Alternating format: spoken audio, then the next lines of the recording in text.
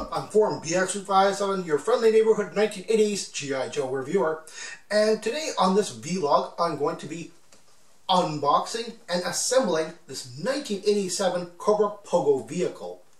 Now, as I stated in my 2017 update and haul video, I bought this at a local toy show, I think for like $20, which doesn't really act much more than what a complete, totally mint, loose Pogo actually goes for. And as you can see, the box is kind of smashed, so I don't really feel all that bad about taking this thing out of the package and assembling it. Quite frankly, I would rather have a complete Pogo for display rather than just the box anyway. Now, I'm going to be assembling this, and I'm probably going to be talking about some random subject, not really about the Pogo, because I'm going to be making a separate review on this, probably the next video anyway. So I don't know what the subject I'm going to be rambling on about is. It's just whatever the mood strikes me.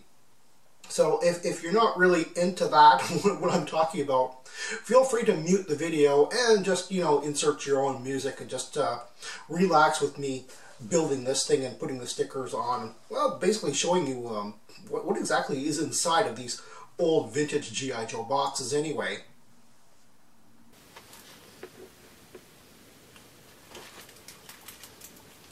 Just a quick note about why I re-uploaded the 1990 Salvo action figure review. In it, I made a quick off-color joke about Richard Makowitz in relation to Salvo looking like him. The joke was that every 5 minutes in the show that he hosted, called Future Weapons, he reminded the audience that he is an ex-Navy SEAL. Well, he doesn't really brag that often, it's just that the narrator, during the title sequence, gives his credentials quite clearly, and then when the situation comes up during the show, Richard himself repeats it. It's still a funny joke using exaggeration, but there were two problems with it. It does sound a bit like I'm calling him out on his training when I'm not. And second, and more importantly, the man died in January of this year. I didn't know he died. He's not that old, but he succumbed to cancer. Clearly this joke was in poor taste, timing-wise, and I'd rather get rid of a video with thousands of views than have that on my conscience. So anyway, I've been asked how I choose an action figure, vehicle, or playset to add to my collection. I think this is the most appropriate video to discuss this, seeing as price is a factor in both choosing and for my picking up this Cobra Pogo. As I said in my 2017 update and haul video, I didn't pay that much for this box vehicle than what I thought a loose Pogo goes for in comparable 100% mint complete condition. So how do I know what that value is? More often than not, I go to eBay just to look up Cobra Pogos in the search field and then go to the Advanced tab. In this section, I check off the completed listings, search including modifier.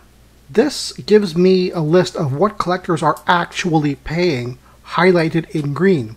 Like asking prices, even these prices vary wildly from time of purchase to area it's being sold in. But it's a more honest way of getting an average value, especially for vintage toys, as not many will be sold that are in complete perfect condition. I guess I should backtrack a little and explain the research that goes into making a list of what toys I want and where I place it on that list.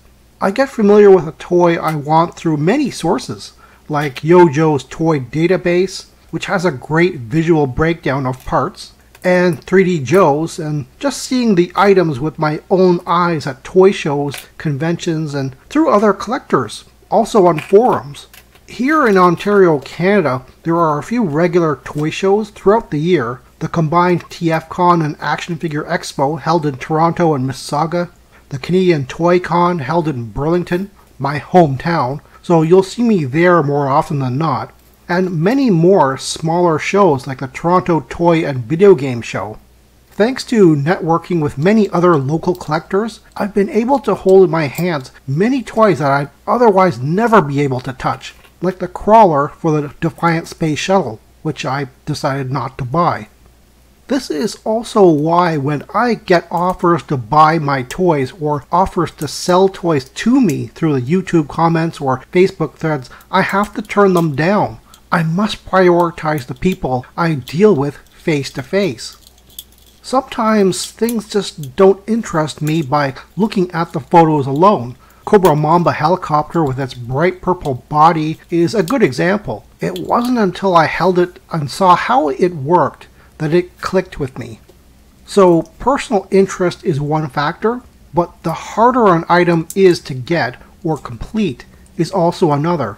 Obviously, if something is easy to find, I know I can take my time and save my money. When something rare pops up into the aftermarket, I have to act faster, and being on the top of my list not only means I'm constantly reminded to seek it out, but also to mention that I'm looking for it to fellow collectors and toy dealers. An example of this is the 1988 Toxo Viper. Not a valuable figure by any stretch, but one I wanted with perfect condition accessories to display with my Cobra Imp tank. I specifically waited for one with an intact backpack to pop up on the market. I didn't mind whether his face paint was rubbed off or not, as it would be covered by his helmet. It took a while to find one, but it was cheaper than most 100% condition figures, since the damaged face took down that value. Another example is a more recent pickup, the 1990 G.I. Joe Hammer vehicle, a souped-up Hummer with notoriously over-engineering. I've always been on the lookout for this toy because it looked great, but in complete condition it's way too expensive for what it is. It's just not rare or exclusive in my mind. But I totally get what drives the value of this toy up. It has multiple easily removable and breakable parts. The one I got was dirt cheap, but missing a lot of items, except for one, the antenna, which is the #1 item missing or broken. But even then, I wouldn't have bought it if I wasn't sure that the rest of the missing pieces would come up often and cheap enough to complete the toy, under the price that it would normally go for in mint condition. That's why it's so important to do the research and communicate with fellow collectors and be patient. Even with going to toy shows and sharing with local collectors, there are still a lot of late 80s and early 90s toys that I've not seen with my own eyes. A lot of new and casual collectors don't understand just how huge the vintage G.I. Joe Real American Hero line is. It's about 6 times that of vintage Star Wars. That's a lot of different figures, vehicles, and playsets being manufactured from 1982 to 1994. I was only familiar with anything that was released in North America past 1986 by way of publications like Lee's Toy Review, Tomart's G.I. Joe Collectibles Guide, and Mark Bellomo's Ultimate Guide, and, of course, being a serious collector starting in the early 90s. Sure, at that time I was only focusing on items from the 1980s, but I was well aware of what was being put on the shelves. I even remember the news about the 1992 Roadblock figure being recalled from US stores. Sadly, the figure was never released from distribution centers here in Canada before being sent back to Hasbro. A part of me regrets not picking up some of the harder 90s items that crossed my path, like the Eco Warriors Toxo Lab, which collected dust on the shelves, or the Toys R Us exclusive Dino Hunter set, which couldn't compete with the quality of Kenner's Jurassic Park toys at the time. However, I don't plan to complete a collection of the entire run, since there are plenty of them I respect but still have no interest in collecting. Not to diverge too much from this topic, but that reminds me of one funny story, among many, during my vintage toy hunts in the early 1990s. During that time, here in Canada, a lot of warehouses became open to the public, like the famous Samco Toy Warehouse. While I was visiting a random one in Toronto, I spotted a crate skid stacked full of sealed mint-in-box 1989 Cobra Condors, and I didn't touch it. I still regret it to this day, but my reasoning at the time was sound. I was really only focusing on 1982 through 1985 toys. The Condor was not only outside that range, but wasn't the most memorable of designs to me at that time. It must have been overstock or liquidation material from a closed store, being only 3 to 4 years old back then. Plus, warehouses at this time typically priced their stuff at retail or higher if they felt they can get away with it. warehouse clearance prices wouldn't be a universal thing until a few years later. I don't exactly recall, but I'm pretty sure the Condors were priced about $25 each. Again, a steal for what a boxed example would go for only a short time later, but not what I was willing to pay. Regrets? Sure, but then if I had invested $100 or $200 to buy the whole lot, maybe I wouldn't have had enough money to buy the next item that I really wanted for my collection. That's why I have a priority list. It helps prevent me from giving in to temptation. Sorry about the rambling. Now you know why I edit my videos so heavily. So finally, why the Cobra Pogo? It's an odd little vehicle to be sure, and definitely one I wouldn't dream of buying if I didn't have a specific purpose for it. Simply put, it looks like a weird little spaceship. With its spring landing legs, bell thrusters, and cords, the Pogo is a very sci-fi design that doesn't look futuristic or alien. It's almost steampunk.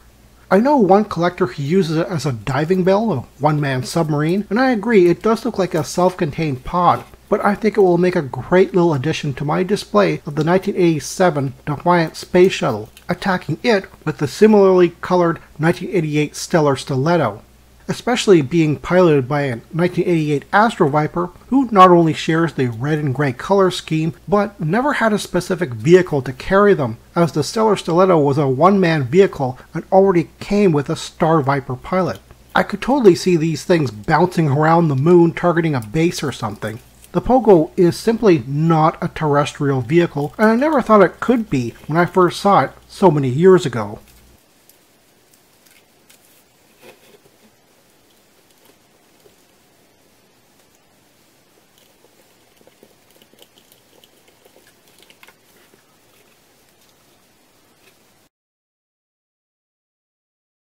Now, as I said, my 2017 haul and...